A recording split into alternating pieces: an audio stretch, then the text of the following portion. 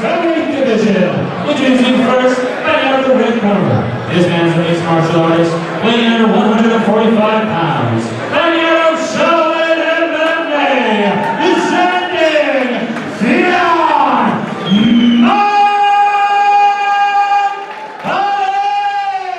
McAleer. As the ball in his weight for the Canmores cage, coming out of the blue corner. This man's a mixed martial artist, weighing under 145 pounds. And out of Belfast, descending the Black Swann!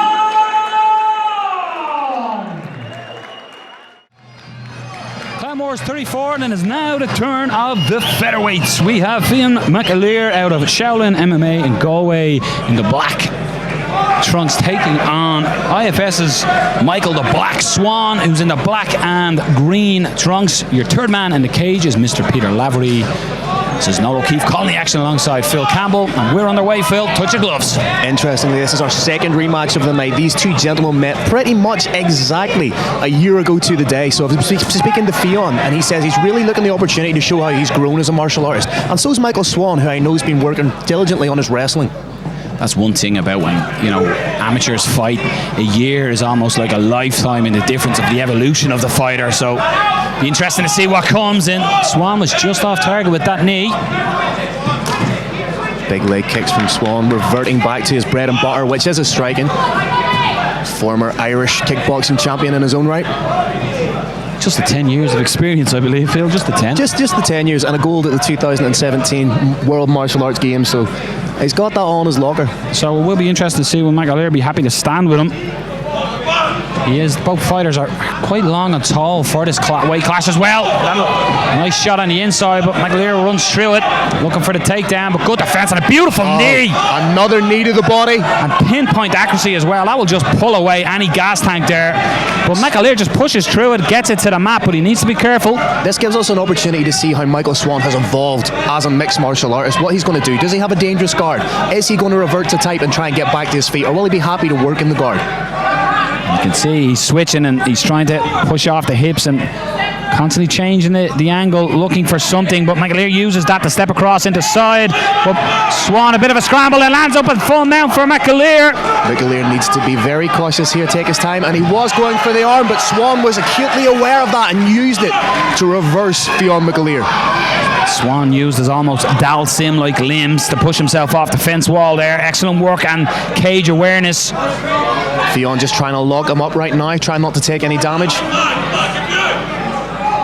And helpful here for McAleer as well, Phil, is he's right in front of his corner, Ben Davis there. How important and vital is that as a fighter to, when you're in a position like this, to have your coach firing instructions? Well, as a fighter, you know, you're used to hearing that voice in the gym. So the closer you are to it, the closer you can hone in on it. Swann going for the calf crush. But the thing with going with a leg lock is you leave yourself exposed to these big strikes like we've just seen. Very dangerous game to play. And smart awareness as well by McAleer. Rather than try to just ultimately defend the attack, he just hammer-fisted his way out of it. Yeah, used it to his advantage. Used the momentum of Michael Swann to set up into that dominant position. Very close fight right now. We're seeing just how Fionn has progressed within that year period. Swann using the knee shield here to try and create a little bit of space. But great work by Fionn right now, just establishing that position. Again, just smart fight IQ to get the fight out of the realms where Michael Swann, potentially that 10 years experience in kickboxing we spoke about. Let's make it a mixed martial arts fight and let's put the kickboxer on his back. Really strong finish to the round from Fionn McAleer here. Referee Mr. Peter Lavery just clearing out the cage. Both fighters getting their instructions. Phil, equally, what do you think both corners will be advising their fighters? I would be telling Michael Swann to keep this fight standing. You know, he's proven that he can do the wrestling. He survived on his back there. He's no need to prove that he's an evolved mixed martial artist now. There's no problem with reverting back to the thing that makes you the strongest, the strongest part of your skill set. So I'd like to see Michael maintain a little bit of distance and strike, because when he landed a knee to the solar plexus of Fionn, that's when he did the most damage. Yeah, now the two pinpoint shots as Fionn was trying to get that fight to the mat. But that first round is bound to have filled Fionn McAleer with confidence. Michael working at range here with the leg kicks. McAleer, he seems comfortable enough to stay in this striking range, but expect him to close like that, use his striking to work in for the takedown. He needs to be careful. He's left his neck in there. Might Michael Swann grab that and try and switch to the guillotine? Lets it go. Fionn in on a single leg takedown. Swann more so drags him to the mat, and brute strength, bit of a scramble for position, but it's McAleer who ends up half guard. He stayed calm and he just rode out the scramble, knowing that if he stayed calm he would land in the same position. So again, very intelligent, trying to step over in the mount is McAleer. And Swann trying to use that again to sweep. He's really unorthodox attacks from the bottom, trying to get sweeps. If he just popped that leg down, there was opportunity for him to reclaim full guard there, but I think he just didn't realise he had the space. Fionn again trying to establish position here, just taking his time. What I like to see is young fighters using the half guard. You don't necessarily need to switch straight into mount to establish control. Settle in the half guard for a little bit and work from there, because you can land fight-ending strikes from the half guard. And he needs to be careful for that very reason, as you just said. Swann used the gap in the change in the advancing of position to his strength to get it for where now he is on top. So, as you rightfully said, sit in half guard. That can allow you to rain down shots. A lot of fighters enjoy half guard. They feel they can control the posture of the fighter a lot more on bottom. But Swann, he probably feels that he needs to put a little bit of an exclamation on this round. Maybe perhaps he's down one round here, so he'll look to work the young man from Galway. He needs to be careful that when he strikes, not to cross the body, just straight up and down with the strikes, because if he continues to diagonally strike like that, he may leave himself open to an armbar if Fionn's astute enough and wise to it.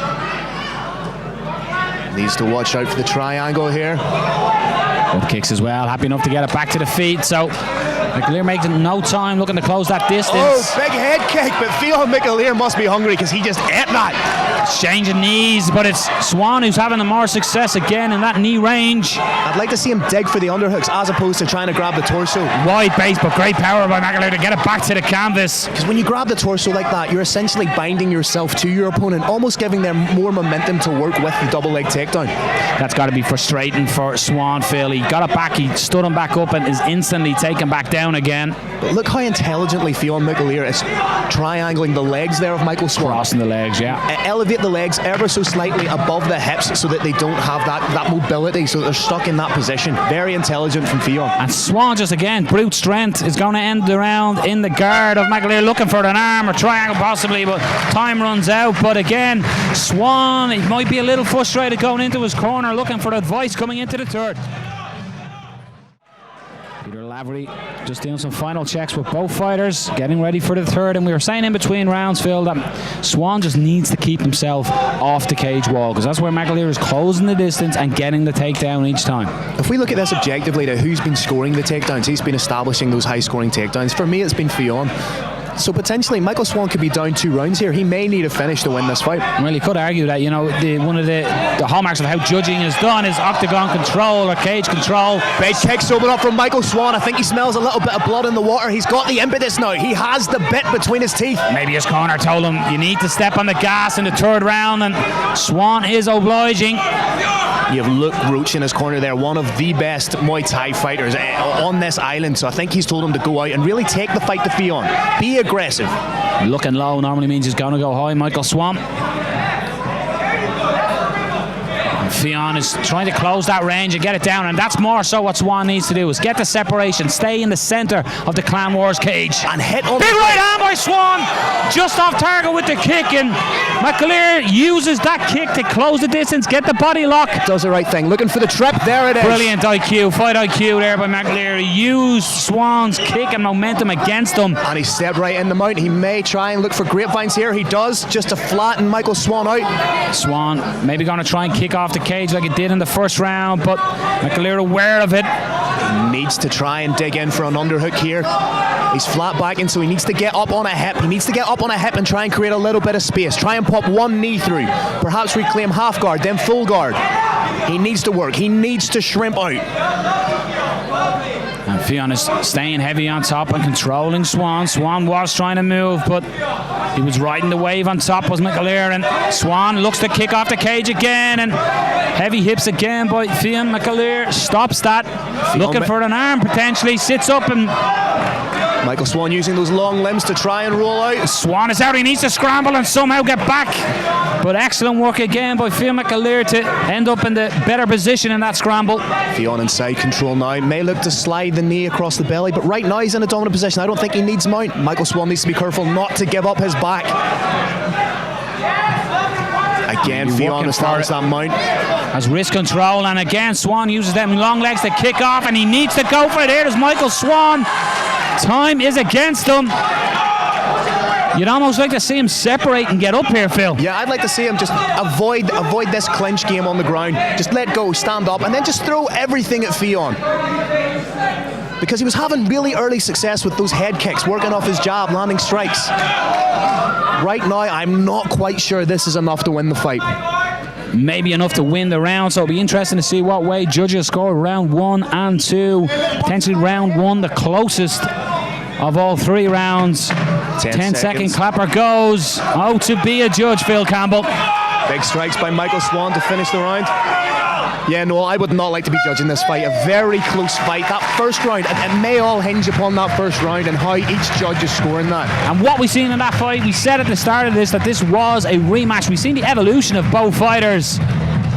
We're going to send it to your judges' scorecards.